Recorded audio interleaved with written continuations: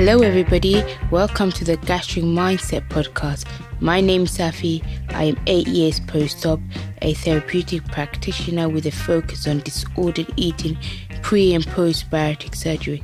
On this podcast, my aim is to vanish crappy fad dieting and unhelpful thinking to reclaim our mindset with a little rewiring so we can stop yo-yo dieting and get off the roller coaster once and for all. Welcome to season 2 with a new name and a new look. I have some great guests lined up who are experts in this area and will provide us with some great tips to build our own toolkit. I am passionate about making psychological support accessible for long-term success, both physically and emotionally. On this episode, I'm going to talk about what to do when the food noise returns, when mindless eating and unhealthy emotional eating all start to kick back post-bariatric surgery. But research shows that most people who have weight loss surgery have a break from emotional eating. The part of the brain that is in charge of emotional eating, mindless eating, gets suppressed for about 18 months after we have weight loss surgery. However, for most people, after that mark, it returns, it comes back, and for some people, it comes back with a vengeance. And with that, it can start to make you feel like you're going backwards. And especially if you're somebody who's got still some weight to lose, you haven't reached your ultimate goal, you're experiencing a plateau, you know what I mean. That could also be really distressing. However, emotional eating is, what is emotional eating? We all partake in emotional eating. Emotional eating in itself is not innately a bad thing. Emotional eating is part of, it keeps us alive. It's something that we all partake in. In society, we use it to bond, we use it to stay connected to our identity, our cultural identity. We celebrate by eating, we commiserate by eating. So in every aspect of society, food plays a big part, and emotions are always attached on some levels. So emotional eating is something that we can't stop, or there is no way of stopping emotional eating. Emotional eating is something that is very personal, very unique, and it's about knowing when it's becoming problematic for you as the individual. What are your triggers and what is going on for you? Emotional eating, in general, research suggests that the brain plays a big part, especially if you're somebody like myself who struggled with obesity, who struggled with yo-yo dieting, who've struggled with periods of restriction and then binges and so on. So the brain is really familiar with our pattern. It gets kicked in to make sure that it keeps us alive. And then when we have that break from that part of the brain during our honeymoon stage of our process after the procedure, it's really nice. But as soon as it comes back, it can be pretty scary, or just be almost triggering to the extent that you think you're going back to square one. It can bring back all those strong emotions, all those fears, all those, everything that's happened pre-bariatric surgery. It could bring back every time that you've had a significant weight loss, every time you've done really well for a period of time, and then you've regained the weight. Those fears are always there, bubbling away. And so as soon as you sense that that first sensations of wanting to eat a bit more than usual, or being driven to rewarding food, such as anything that's fattening or salty and sugar, all that food that gives us that warm embrace, then it's easy to think, oh my goodness, I'm going backwards. And for that, I want to first of all reassure you, if you're there, it doesn't mean it's not a sign that you have failed, or you're doomed, or that you're going to go backwards, you're going to regain. Is none of those signs. However, use this opportunity to learn what your body needs, what your body's telling you. What are these signals? What are these sensations? What happens before you're drawn to wanting to eat those palatable foods in excess? We all love palatable food. And we all know there's time that palatable food is needed, right? If God forbid something horrible has happened, you've just lost a loved one, sometimes you do need it. You need to stabilize yourself. And if food is all you've got and you're struggling, by all means allow yourself to have that tool. However, when you have this opportunity, especially post-bariatric surgery, in those, hopefully you're listening before, during that honeymoon period, you use this time to really get to know your body and identify what are some of those triggers, what are some of those times that I'm most vulnerable to eat these foods, to crave these foods. What are they? What is the story that I'm telling myself? What is the story that I've always told myself? Am I telling myself that, oh no, as soon as I touch, or as soon as I smell, whatever it may be, that's it. I cannot stop. Bit like that Pringle advert, where it says, "Oh, once you pop, you can't stop." That's actually true. I can 100%. I can guarantee it's true. Anyway, we're not talking about Pringles currently. So what is that? And science shows actually we are driven by, our appetite is driven by signals from our gut, signals from our brain. I'm going to try to pronounce the part of the brain that triggers all this. I'm really bad. If you've listened to any of my podcasts, I am amazingly dyslexic, so these pronunciations are not my strong point. However, I'm going to try, and then I'll put it on the title or somewhere underneath the episode so you can look it up. So it's the hypothalamus. It's a good thing I'm not a brain surgeon. So that part of the brain sends signals, and it's the part of the brain that's driven by reward. So it seeks reward, and it has a big part to play in when it comes to our brain.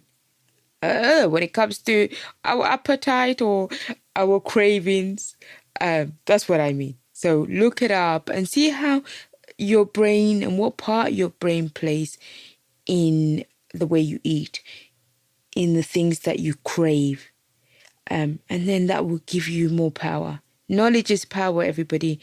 And the more, I love this saying, is it forewarned, be forearmed? Or is it forewarned, forearmed? Forewarned means forearmed. Anyway, basically, the more information you've got, the more you can ensure that you have that strategy in place, that you know what's going on, that is not just something that's happening to you, it's something that you are in charge of.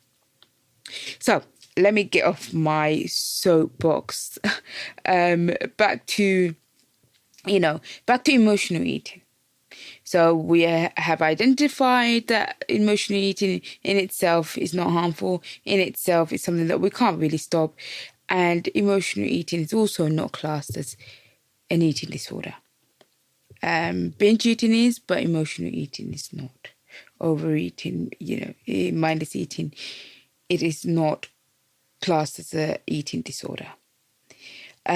So, however, when you're caught up in the midst of that vicious cycle of needing food to soothe you, every time you're triggered, or every time you are in a heightened state, or every time you've had a bad day at work and all you've got is food, it can seem like it's something that you can't control. And if it is, and that is the case, but what you can do is I'm going to give you 10 steps, because I love steps. I always think when people break it down, otherwise it's just, I don't want you to just to listen to things. I want you to try to action them, because that's where real change happens. And I always say this to my clients, nobody can really want change for you unless you want it, and unless you know how to make it happen. So if you're struggling with emotional eating currently, right now, you're sitting here, listening to the episode, and you just, you've had few nights, a few days where the food noise is getting really, really loud. You're constantly mindlessly eating and you don't know why. You are feeling out of control. You are, you're really, really struggling and you don't know what's going on. I want you, first of all, to know that you're not alone. That happens to the best of us. And it's okay. You're okay. And you're going to be just fine. So these are the 10 things I have found to be helpful. So 10-step guide to managing emotional eating after bariatric surgery. And some of these things I've kind of covered in my waffle beforehand. But let's do it nice and succinctly. Learn to connect with your body. So that's the first thing, is learn to connect with your body and identify your own emotional triggers. Pay attention to the physical sensations in your body when you're feeling emotionally overwhelmed. What happens? For me, I know my chest tightens. I get a weird feeling at the pit of my stomach. Even my heart starts to beat faster. So all those are signals of what's sensations of what your body's trying to communicate with you there. And when you know that, then you're able to predict, or you're able to then get those tools and combat it. You've got enough armor then to know, oh, this has happened. So that's the symptoms and the medication, or whatever you want to say. Anyway, yeah. So for me, I know as soon as I start to feel like that, I watch myself and I can see that how it could easily lead to me automatically being in front of the pantry without knowing, with several Jaffa cakes down my gob. So that's number one. Get to know your body. Get to know your triggers and start to develop those strategies. When you feel like that, what would you do? Right?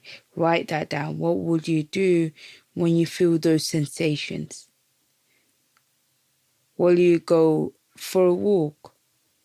Will you just give yourself some space and think, okay, I will eat that, whatever it may be, after I sit outside for 10 minutes, or after I talk to a friend, or after I listen to some music, or after I look at that email that I'm avoiding, whatever it may be. After you do that, and then by all means, if it's still that feeling still there and is not passing, then eat what you have to eat. Number 2 is create a doable eating plan before. So I always think it's really, as much as I'm not a dietitian, I have no desire in any, or, I'm not an expert. I don't like, all this. I don't talk about food. It's not my thing, right? I think, if you listen to me, if you listen to any of my past podcasts, I'm not into, food, what's the word? I'm not into, demonizing food. I think that's the word. However, I think it's really helpful to have a plan. So to sit down the night before and make a plan of what you would want to eat for the next day. Number 1, it helps you to combat any of those moments where you feel weak or it's impulse control. It allows you to build trust with yourself and know that you say what you're going to do, and that's how you build self-trust. So it doesn't matter what's on that plan, but as long as you make a 24-hour plan, that's helped me immensely, and I stick to that 24-hour plan. I teach my clients to stick to that 24-hour plan. It doesn't matter what's on there, but I do it at a time where I'm thinking about what's in the best interest of me as a whole. What would I feed somebody that I love? And make sure that I put all the foods that are going to support me mentally, physically, keep up my energy, especially as somebody who struggles with iron and energy. Recently I've been adding a lot of smoothies on there to get those spinach in my system. And I also add all my treats on there. And then if there's something that I want that's not on there, I will say I'll have it next day. Or I will write it down to add to it down the line for another day. But it helps me build that muscle of being able to stick to something I said I was going to do. And that's something I really struggled with pre-weight loss surgery and post-weight loss surgery, to be honest. My impulse control has always been very weak. I am somebody who can be very impulsive. I am somebody who struggles with structure. So doable plan. It doesn't have to be in a fancy book, in a fancy app. It doesn't have to be any of that. It could just be a piece of paper where you have a cup of tea and you make that list. I know some people make it a weekly one or a monthly one, depending where you are. Number 3 is keep your blood sugar levels balanced. This will reduce cravings and make it less likely for you to crave or reach out to palatable foods when you're under stress or feeling emotional. So it will help you from, it would help you from not wanting to reach out to get, to go to the shop and get all the sugary, amazing stuff just because you're having a dip. So keep that balanced. Carry snacks with you. Be aware of, especially with us, because our stomach and our capacity is so reduced. How often are you eating? Are you eating enough? And I know, for example, one of my clients, the amount of food that she puts on her list, on her plan, when she tells me about it, because I usually don't ask, but when she does, it's, she doesn't eat enough. And I used to be, I definitely, I struggled with that because, I've always, we've been conditioned by society or diet culture to eat less. So we feel guilty to make sure that we have enough. But remember, you need to eat to keep that blood sugar levels balanced. Number 4, journaling. Journaling. I think journaling is one of those things that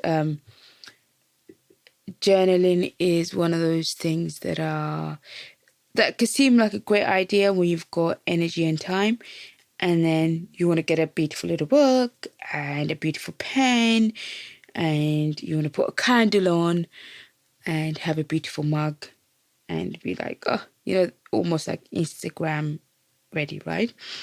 However, in real life, if you're anything like me, if you've got children, a job, a cat, you're tired, work, clients, studies, all sorts of shenanigans going on,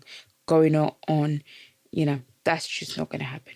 So now I have a little notebook next to my bed and a pen. None of them are fancy, but I just use it to brain dump. Sometimes my brain is so cluttered. So what I do is just brain dump. Whatever's there, just brain dump, and just then sometimes ask myself helpful questions. Right?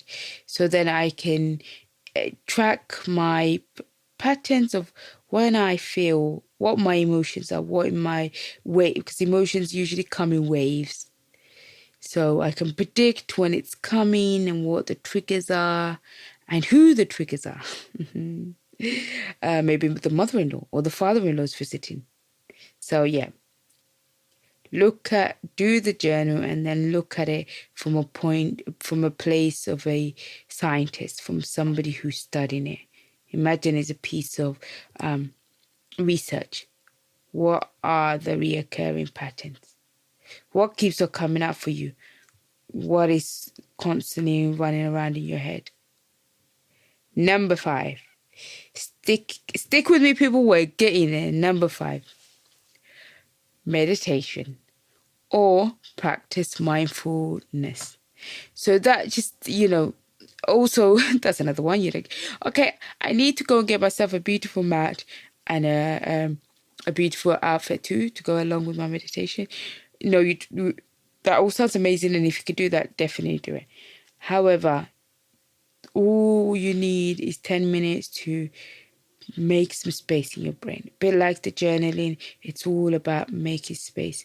And the more space you've got, the more impulse control you will have. The more space that you will have to make better decisions. The more space that you would have to remember your values, your goals, your outcome, what you wanted, and your meaningful long-term goals that you are working towards. And with mindfulness, you're able to stop that minute from sabotaging everything. So whether it's 10 minutes of guided meditation, and, meditation is not about being able to, sit on the top of it's not on a mountain, but sit on top of somewhere, maybe in California with beautiful music. Anyway, I'm running away with myself. But it's just about being able to make that space and bring back your awareness to the moment. You're never going to be able to stop your mind.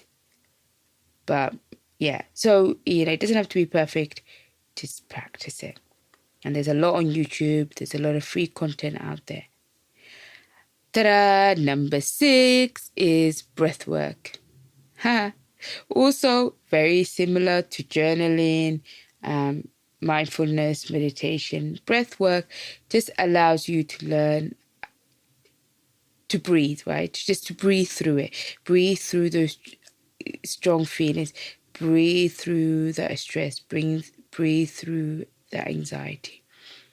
Learn to calm your body and mind down. And eventually, if you get really good at it, you can actually even change the chemistry of what's going on at that particular time for your whole body. And then calm the nervous system down. Reassure your body that you are not being chased by a tiger. It's just Betty down the road pissed you off a little bit. No offense, Betty. I like Betty. I don't know her, Betty, but I'm sure she's a lovely lady. but just being able to connect and have more control over your body. Be that driver. So that's breath work. Number 7, develop a movement routine, otherwise known as exercise. But I don't like exercise very much, and I'm still working on that.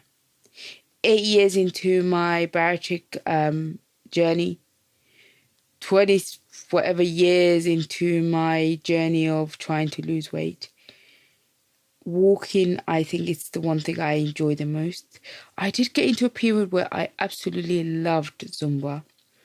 And I can really get into, I would love to be a runner, and I think running is going to be something, watch out, running is going to be something that I am going to work on tackling in 2024.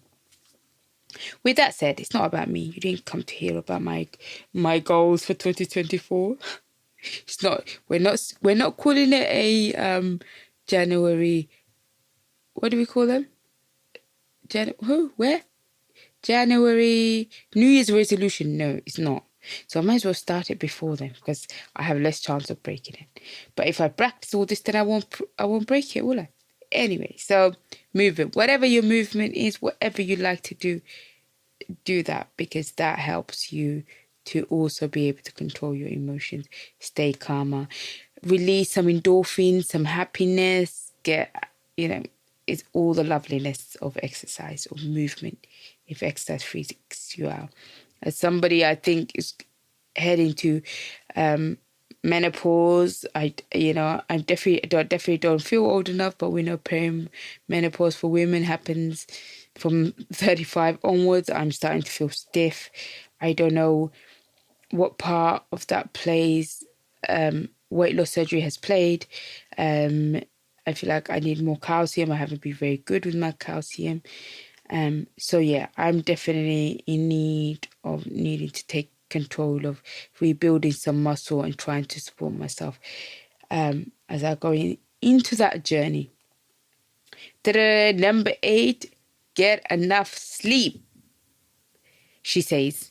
Okay, so if you're a new mom, I hate when people used to say this and I was a new mom.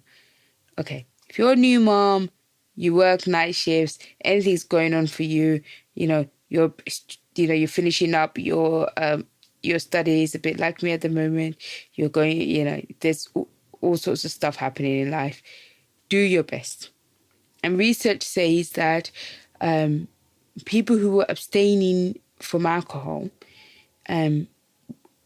with only 1 extra hour, made such a difference in the group that had that extra hour of sleep, were able to abstain from alcohol compared to the group that didn't. Just with the extra hour, they had the extra ability, the extra strength to say no. So sleep is really, really important. And then number 9, we're getting there, guys. Stick with me. Make peace with failure. Okay, failure may be a bit harsh, right? Or maybe failure is the right word to use. I was so scared of the word failure. I was constantly shaming myself with I have failed another diet. You failed. It's constantly something that was always coming up. But reframing it for myself. Now it's about feedback. It's about failing fast, as they say, and learning. What happened there? What didn't work? What needs to change? What do I need to rethink? Also, make a plan of what happens exactly the minute I feel like I failed something. And then if I'm making new habits, also make a plan for the time where I am the most exhausted, the most at risk of, blowing everything. And I don't want to say blowing everything because, there's nothing to blow, right? We're not blowing the whole diet and then go back on Monday. There's nothing to blow. But I try to build small habits, tiny habits, right? Dr. Heather McKeith says, I think it's her name McKeith, basically your new habits should be so easy that you could just fall over them. It's not a big deal. It's just like flossing one tooth or whatever, right? So I don't set any huge, huge goals or anything like that. But how quick can you bounce back? How agile are you? How, are you able to move on? Go whoosh, okay, that went a bit south, but let's get back on it. So that's what it is, making peace with failure. Number 10 is seek professional support. So if you're somebody who's struggling with real anxiety, that you low mood, you've got depression, you're dealing with loss, you're dealing with, real you feel psychologically unwell, emotionally unwell, please take care of yourself. See a therapist, see a counselor, go and speak to your GP and get yourself some therapy. I know it's not always easy or cheap to get therapy, but especially if you're in England, you can have talking therapy on the NHS. And then there's also charities that do subsidize therapy, if that's what you need. You can see a coach also. You can go to a support group. There's an array of services out there that you can access. So that is our 10 tips. That is my 10 tips, and I hope those 10 tips are helpful.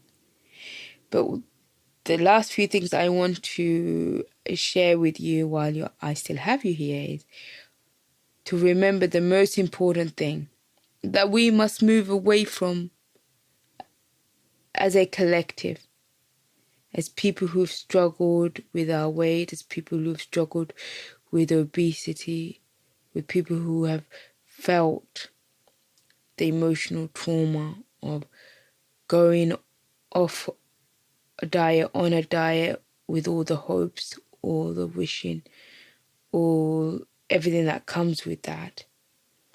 We have to remember self-shaming is toxic. It gets in the way of making changes, of making any meaningful changes, in the way of true happiness and achievement. So drop it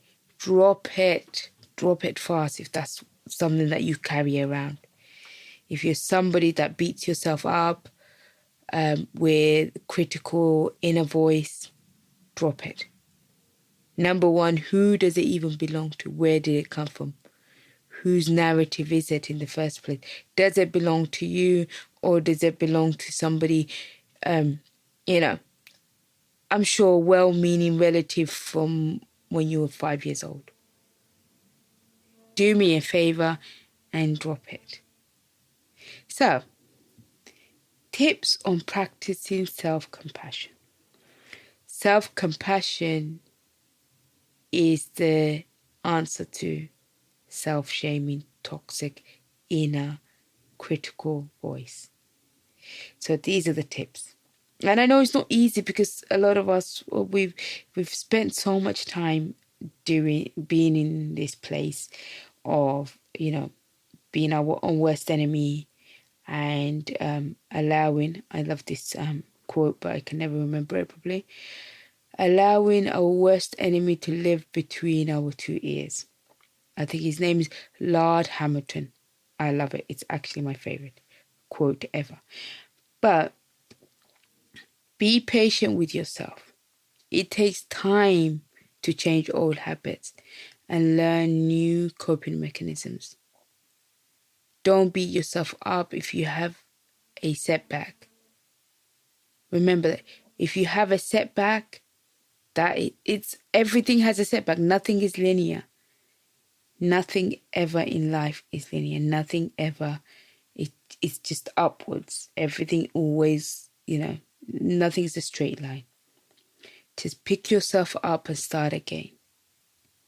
Always focus on the positive. Celebrate your success. It doesn't matter how small, even the tiniest wins of the day. Remember that you're not alone, and many of us struggle with emotional eating. Well, everybody, thank you so much. I hope you have a wonderful day. I hope you've enjoyed this episode. I will see you on the next one. I appreciate you for being here with me. I hope you got some value from this episode. If so, please give me a review. It will make me super happy and support others from our community to find the podcast. Share it with your Barry bestie. Connect with me on Instagram at Gastric Mindset. It'll be wonderful to hear from you.